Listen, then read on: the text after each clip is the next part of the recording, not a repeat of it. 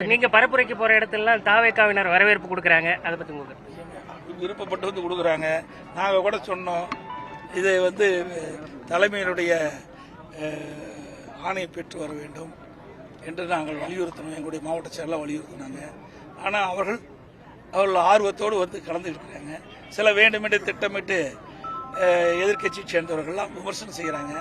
பொறுக்க முடியல அவர்களால். எப்பொழுது நாங்கள் பாரதிய ஜனதா கட்சியோட கூட்டணி வச்சோமோ அன்றையிலிருந்து இன்றைய வரைக்கும் எங்களை பற்றி தான் விமர்சனம் செய்கிறார். நாங்கள் யாரோட கூட்டணி வைத்தால் இவர்களுக்கு என்ன கஷ்டமா இருக்குது. இவர்கள் திராவிட முன்னேற்ற கழக தலைமையிலே அமைக்கப்பட்டிருக்காங்க. திமுக, காங்கிரஸ், அதோட விடுதலை சிறுத்தை கட்சி, கம்யூனிஸ்ட் கட்சி, இப்படி பல கட்சிகள் அங்கே கூட்டணி வச்சிருக்குது. அந்த கட்சி தலைவர்களும் எங்களை பற்றி பேசுவதற்கு என்ன தகுதி இருக்குது? அனைத்து இந்திய அண்ணா திராவிட முன்னேற்ற கழகம் எங்களோட கூட்டணி சேர்க்கின்ற விரும்புகின்ற கட்சியோட நாங்க கூட்டணி வைக்கிறோம். அதுல ஒரு விமர்சனம் அவங்களுக்கு பொறுக்க முடியல. ஏன்னா நாங்க கூட்டணி இல்லைன்னா அவங்களுக்கு எளிதா வரும் நினைக்கிறாங்க. அது ஒருபோதும் நடக்காது. இன்றைய இதெல்லாம் நீங்க பாத்தீங்கன்னா இதுதான் சாதனை. இந்த வேற ஏரியை நிரப்பி இருக்கணும்ல. இப்படி சாதனை ஏதாவது இந்த ஆட்சியில் செஞ்சிருக்கிறாங்களா? செய்யாட்டி போகுது. அதிமுக ஆட்சியில் கொண்டு வரப்பட்ட திட்டத்தையாவது முழுமையா செயல்படுத்தி மக்களுக்கு நன்மை கிடைச்சிருக்கணும். அதுவும் இல்லையே. தாவேகா கூட்டணி சேர்ந்துட்டா பாஜகவை அதிமுக கலட்டி விட்டுருவாங்க. டிடிவி தினகரன் ஒரு கட்சி இதெல்லாம் ஒரு கேள்வி கேட்கலாமா? அவர் ஒரு கட்சி இல்ல, அவர் ஒரு விமர்சனம் முன் வச்சிருக்கிறாரு. நாங்க எங்க கட்சியே இன்னைக்கு 2 கோடி தொண்டர் உள்ள கட்சி. அதுக்கு தகுந்த மாதிரி கேள்வி கேட்க யாரோ பேசுறதுக்கெல்லாம் கேள்வி கேட்கறீங்க. தயவு செய்து கேள்வி ஏனென திட்டமிட்டு தவறான விமர்சனத்தை செஞ்சிட்டு இருக்காரு. அவர்களுக்கு யாராவது ஆதரிப்பார் என்று எதிர்பார்த்தார். அவர் நினைக்கிறது நடக்கல.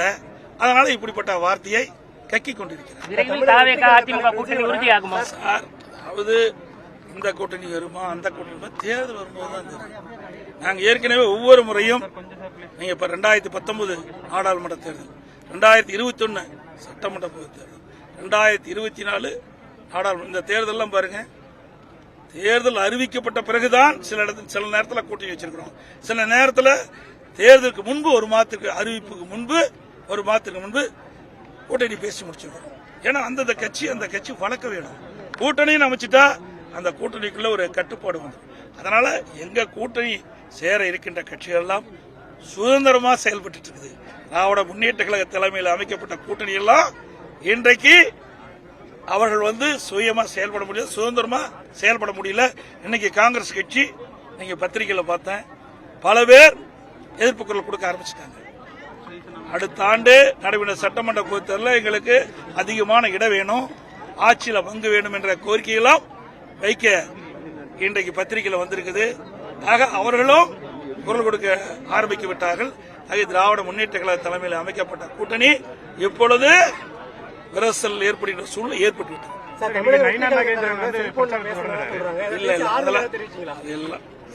நாங்க ஏற்கனவே மக்களை பார்த்து பாதிக்கப்பட்டவங்களுக்கு ஆலோசனை புரியுதா? அவங்களுக்கு எல்லாமே தெரியும். உடனே சம்பவம் நடந்த உடனடியாக எங்களுக்கு தகவல் கிடைத்து நான் சென்னையில் இருந்தேன்.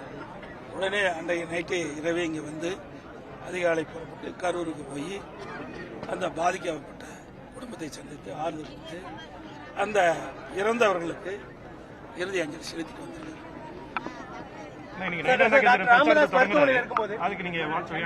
நிச்சயமாக ஏற்கனவே ஒரு தொடங்கியாச்சு. இன்னைக்கு ஈவினிங் தொடங்குறாரு.